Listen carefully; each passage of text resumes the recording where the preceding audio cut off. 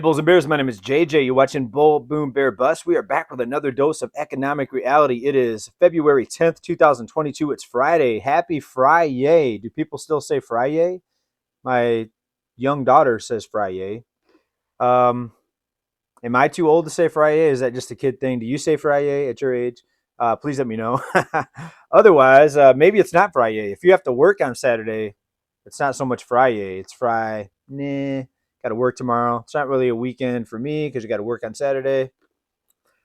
All right. Hope everyone's doing well. I've got a channel update at the end. I had to get rid of yesterday's video. Apparently, there was a lot of freezing in the video. And I've had some audio and visual problems here on this channel. I fixed the audio problems because I've got a new microphone and different setup for that, headset. So no complaints on that. But now some freezing. I've got an old computer. I'll be upgrading my computer. Thanks to you, thanks to the viewers here, keeping this channel alive. Thank you very much. I was able to get a new computer, so it's on the way. It's in the mail, and you'll have a better image quality here coming up on this channel. So please stay tuned if you've been frustrated by the freeze-ups of the video. You might see some freeze-ups today too. Hopefully not, though. But let's get into the news here, and the doom and gloomers are back. And people say I'm a doom and gloomer, that I have bad news, that I have a negative outlook. No, take a look at this news right here. It's not just World War III and the big mushroom cloud that we have to worry about. Now a huge piece of the sun has broken off, and it has baffled scientists. And scientists are trying to figure out what effect it's going to have on Earth. So could this be the trigger for the big blackout and the takedown of the entire grid that we have been expecting? I've been expecting it. Right? It seems pretty serious, right? A huge piece of the sun has broken off. Let's take a look at some more visuals here on this. Then we'll get into some more financial economic news. Well, this could be financial economic. If the sun breaking apart, this is financial news. If the piece of the sun breaks off, it affects the Earth. The power grid goes down. No one can get their money out of the bank. ATM machines don't work. Panic, chaos. People run out of food in a couple of days. Yeah, it's going to be Armageddon. According to some people, not me. Take a look at what some people are saying here. All right, let's take a look at a video here, and we want to look to the very top. Does this concern you? Is this what's going to take us out here? All right, let's watch the video and look at the very top here. There you go. There it was. That's what's going to take us all out. One more time. Ready? Right there. Nope. My expert analysis says this is nothing to worry about. Right, now regarding that, here's how one expert put it. Talk about polar vortex. Material from a northern prominence just broke away from the main filament and is now circulating in a massive polar vortex around the north pole of our star. Implications for understanding the sun's atmospheric dynamics above 55 degrees here cannot be overstated. All right, so that was a big story. Actually, it was on Drudge and a lot of other news feeds. I don't think anything's going to come out of it, but I'm not saying not to prepare, because if something bad happens, they're going to say, JJ, you didn't warn us. Get your preparations, get a bunch of canned food to last you at least a few weeks. In case the power goes down, have a source of heat. I've got a generator, and I can run it both off of kerosene and just regular gasoline. So that way, if the grid goes down, all of your refrigerated food doesn't go bad.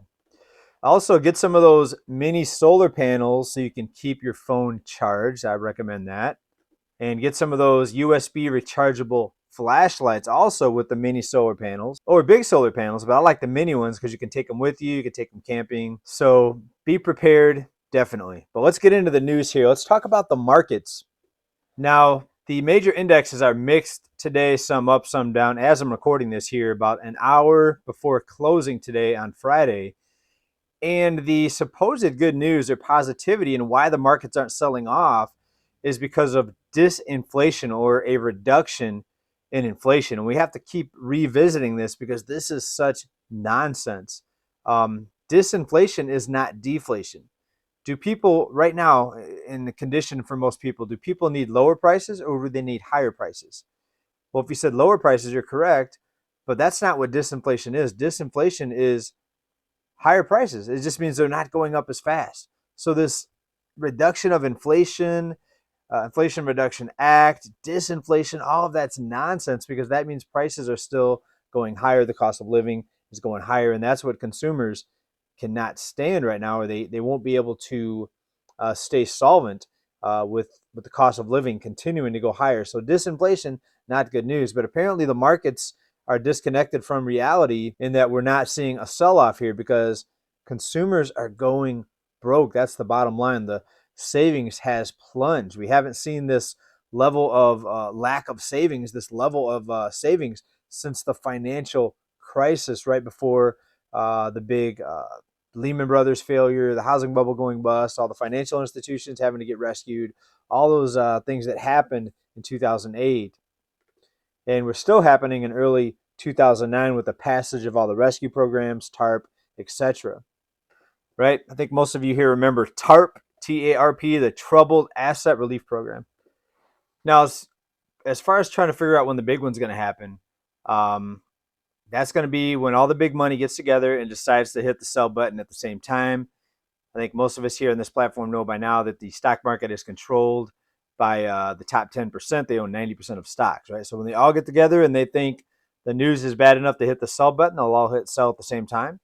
People that are too much invested into the stock market will feel a lot of pain from the correction. People that have most of their wealth tied up in the markets or in their retirement accounts that are also going to be impacted are going to feel the brunt of the correction. But people that are diversified, that have assets outside of the system, outside of the online investment platforms that hold most people's retirements or stock investments, well, those people will be better off. So I choose to remain for the most part liquid, but also still having some investments in the market because I don't want to miss out on any upside because I think there's a potential for some investments to still go up.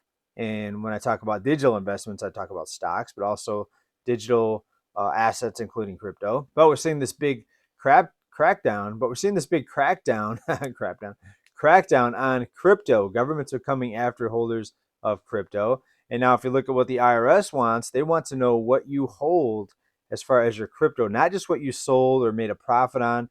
They want to know what you own. So it's a lot of force coming down on holders, not just investors, but just holders of crypto. It used to be if you sold something, they'd want to know the profits. Now it's more invasive, and you're going to have to let them know what you have. Otherwise, you could get in big trouble. Right. So think about that when you're choosing what type of investments to venture into or to hold on to. All right, let's move on here, shall we? So another day, another big layoff announcement. Today it's Yahoo. Yahoo laying off 20% of its entire workforce. That's over 1,200 people. And every day we're seeing massive numbers like this, a 20% cut to their workforce. You may not think that 1,200 seems like a lot. Of course, it's just one company, and this is just one announcement. We've seen companies come out with a layoff announcement, then a couple months later, lay off more. Look what Amazon has been doing the last few months there. Multiple announcements of different layoffs. So Yahoo, 20%. So 1 in every 5 people getting laid off. We also see News Corp here announcing layoffs. All right, let's go on to this one here. Jim Cramer says price stability is around the corner. Folks, you know when Jim Cramer says something, you do the opposite, right? That's the trend that I've noticed. Inverse Cramer. What Cramer says, do the opposite. He's been wrong so much. We've documented here on this channel tops that he's called, just we're not the tops. Bottoms that he's called, we're not the bottoms. Stocks that he's picked, the failure of financial institutions that he said not to worry about, failed, Lehman Brothers.